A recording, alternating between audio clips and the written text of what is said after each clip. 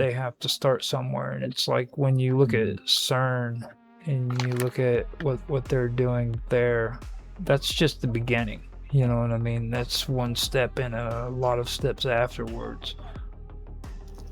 You know, but I really believe that they have been doing this research when it comes to consciousness, and I believe that, like, with the whole concept of consciousness, whenever you start looking at the evidence of what they've done, the physical evidence that has nothing to do with conspiracy or anything else, just the actual known research that they've done concerning consciousness, it would really wake you up to what's going on when it comes to science. I did my first year of Weird Science last year on the channel, and I've gone through and I've discussed it, you know what I mean, about a lot of the weird stuff going on in science, and this is one of them. And it really is interesting, and it's like, even like in computer science, when they talk about paradigms, okay, like paradigms isn't just computer science. You know what I mean? There's actual real paradigms in our reality and the way we think. You know, that's what separates humans apart from, well, maybe even animals, but especially computers. You know what I mean? Like we live in paradigms, and we learn how to shift according to those paradigms. When things change in our life, we adapt to it. You know, well, that's oh God, we got Neil Grey. Sorry. Naroki's calling. Yeah. You want me to answer that? Yeah, presumably it's just setting up another. They can leave. It's probably just him setting up another stream himself. Yeah, he's probably just wanting to set up a stream. Let me see what's going on. But yeah, it's about the right time for him, isn't it? No, he hasn't been posting anything, man. So, yeah, it's very interesting. Yeah, he did. He posted he wants to do a show. But yeah, but that's the thing that I've learned when it comes to this stuff. You know what I mean? It's like freaking these are things that people are learning, not only because of freaking, you know, CERN or anything, but they've been learning it through computer science, that it is true that they have to, because they're teaching computers how to freaking adjust from one paradigm to another. You know what I mean? And you take entire do of what most people argue as the concept of artificial intelligence. Right. Well, I was thinking more. I was thinking more on the concept of oh God, what am I thinking of? Computers. It's starts with an M or F.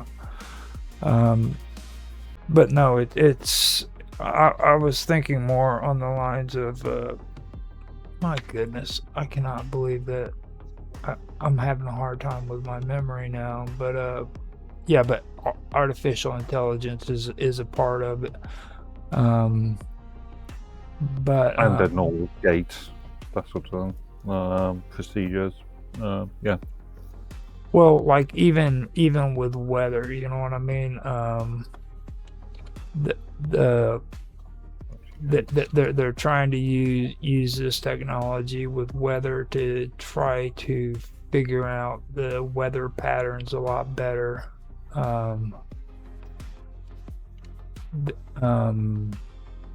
When it comes to like weather change and stuff like that, because they have to figure out the shift in behaviors before they occur. You know what I mean? So they want to create this computer that will do that, that doesn't think like a regular computer would. No.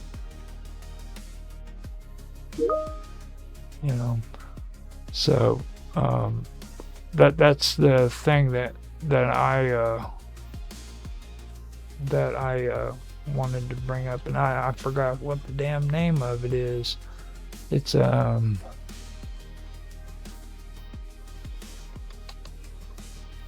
gonna try to Google it, see if I can find it. I doubt if I can, but I'm thinking more on the lines of like fractal. No, not fractal. Especially when it comes to paradigms. Quantum computers. There we go.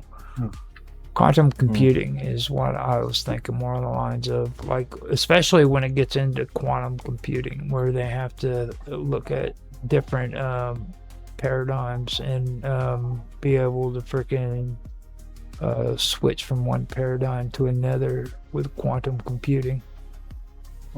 That's the thing that really sticks out to me. You know, that's the giveaway when you know, because I think they said that they've actually been able to come up with 3 different paradigms for a quantum computer. In what sense? Well, the quantum computer freaking has to think, and then has to change its thinking from one. Has to calculate. I'm not sure. Thinking is the correct term. I don't Calculate. Yeah, it has to calculate.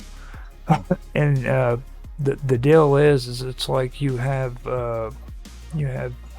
different paradigms, different situations that they have to adjust to. So like I've used this example before, but like when you ask a computer what the color of brown smells like, they're going to have to switch from one paradigm to another, and they have to be able to basically articulate what the color brown would smell like. That's something a human can do, but a computer is not programmed to do that. You see what I mean? Oh, because it's based on logic. It's not if input is A, then do this. If not, then do that, sort of thing. Mm-hmm. And this all relates to what I'm talking about when it comes to paradigms. You know what I mean? Like when it comes to reality, and being able to understand that you have to shift from this reality to this reality. You go from one paradigm to another, one reality to another. Okay, and that's what they're doing research into. It doesn't have to just do with freaking quantum computers and learning about paradigms and how a computer needs to think. It's actually, they're trying to figure out the human brain so that they can understand how to manipulate paradigms in reality and consciousness. You know what I mean? I do not like the term a computer thinks. That's human traits to a humanistic trait to a computer. It might be a fact someday, you know.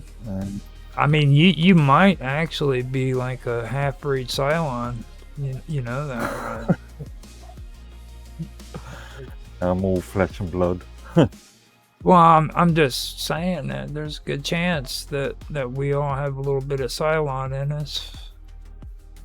You know what a Cylon is, right? Yeah, I think you've been watching too much science fiction.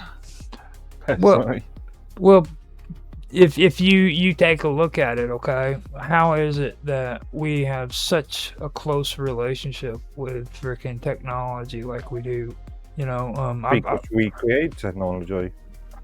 yeah, we create technology, and it's like if you take a look at the way we've evolved and you compare that to the way all the other animals around us have evolved, and then you listen to like people talk about evolution, and you just look at the difference how we've evolved compared to the animals around us, you can tell that it's just a load of shit.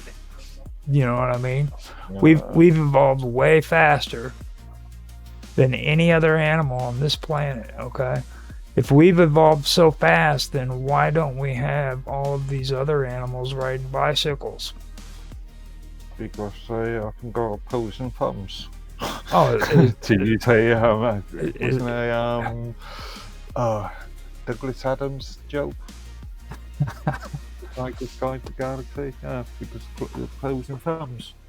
well, you know, there's another thing that was brought up that I kind of agree with too, and I forgot who mentioned it, but he mentioned it a while back. It was back in the 70s or the 80s. He did a lecture and he said, if you take a look at the physical at the physical aspects of the human body, okay, you go according to what the evolutionists say about how we're supposed to be evolving, then you explain to me how we went from having a freaking foot and a foot without a freaking thumb, a big toe that actually is a thumb that grabs a hold of branches, okay?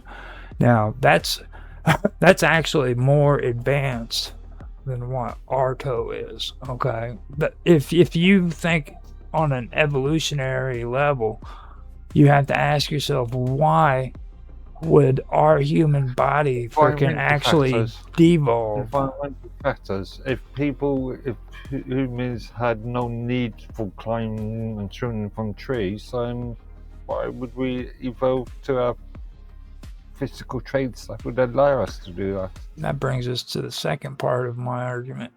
If that was the case, then why do we still have the appendix? A completely useless organ that freaking nobody knows what its function is or how it was ever used is still in our bodies.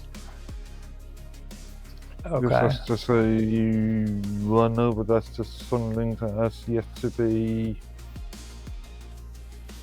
No, that's just. It shouldn't be there. If we went according to the way that evolutionists think and the stuff that they're putting out to us, then that appendix should. Used.